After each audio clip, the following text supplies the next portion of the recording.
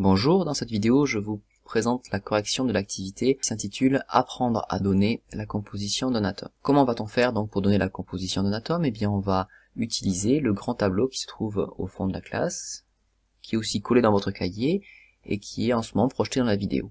Dans ce grand tableau, ici, on va trouver l'ensemble des atomes de l'univers et on va trouver des informations par rapport à leur noyau. Les informations sont toujours notées de la même manière. Au milieu de la case, ici par exemple, on a le symbole de l'atome. En haut de la case, on va avoir le nombre de particules dans le noyau de cet atome-là.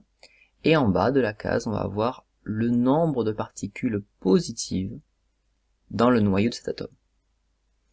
De manière générale, le symbole du noyau d'un atome est symbolisé par ces trois lettres disposées comme ceci. X représente le symbole de l'atome, ça peut être le bore, B pour le bore, C pour le carbone, N pour l'azote, etc. Et par deux chiffres qui sont positionnés en haut et en bas. Donc ces chiffres, on a associé des lettres aussi. Ici en haut, le chiffre d'en haut est associé à la lettre A, il est appelé nombre de masse. Par exemple, pour le bore, il vaut 11, pour l'aluminium, il vaut 27. Mais surtout, il représente le nombre de particules dans le noyau. Le chiffre du bas, ici, le numéro atomique, noté Z, représente, lui, le nombre de particules positives dans le noyau. Passons à l'exemple numéro 1.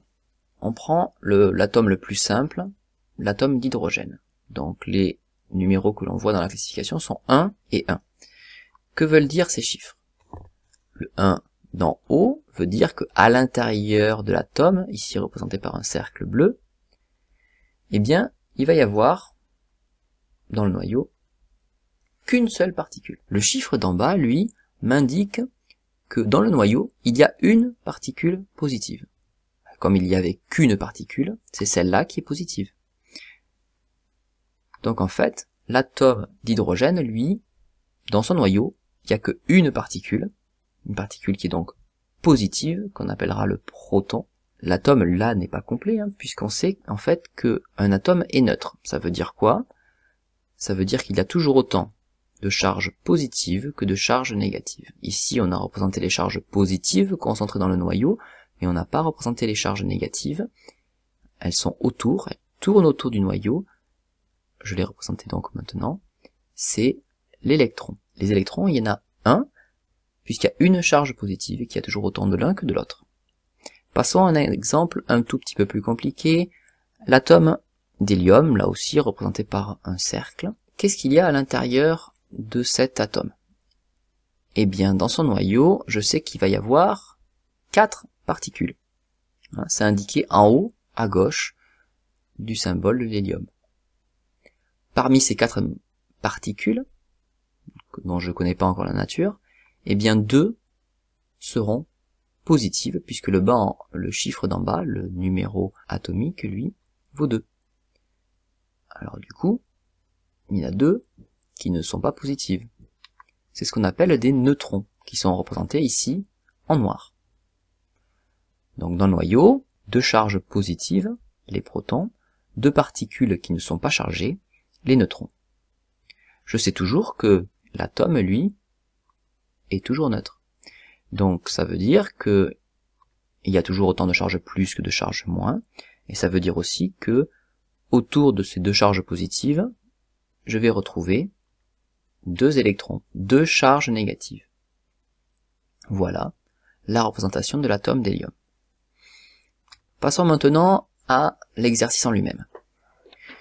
Si je prends la classification périodique, je vais pouvoir donc trouver les symboles et la composition de n'importe quel atome. Prenons l'aluminium, son symbole, on peut le trouver, hop, c'est Al. Combien de charges positives? Il y a, d'après la classification, 13 charges positives. Le nombre d'électrons, comme l'atome est neutre, est égal au nombre de charges positives. Donc si j'ai 13 charges positives, je vais aussi avoir 13 charges négatives. Conséquence, eh bien la charge totale va être égale à 0. Parce que chaque charge positive du noyau est compensée par une charge négative apportée par les électrons. On va pouvoir aller très vite afin de compléter le tableau. Le fer, le symbole c'est Fe, attention avec un E minuscule, il y a donc 26 charges positives et 26 électrons. La charge totale de l'atome de fer c'est 0. L'atome de zinc, le symbole c'est Zn, il est ici le symbole, il y a 30 charges positives. Comme il y a 30 charges positives et que l'atome est neutre, il y a aussi 30 charges négatives. Au total, la charge globale est égale à 0. L'atome de cuivre, le symbole c'est Cu, il est ici aussi, c'est 29. Donc 29 électrons, et la charge totale c'est 0. L'or, de symbole AU, 79, 79 et 0. Enfin, l'argent, 47 charges positives, 47 charges négatives apportées par les électrons, et la charge totale vaut 0. Donc j'insiste beaucoup sur le fait que la charge totale d'un atome, c'est 0. Et ce n'est surtout pas 26. Lorsqu'on additionne des charges positives avec des charges négatives, elles se soustraient.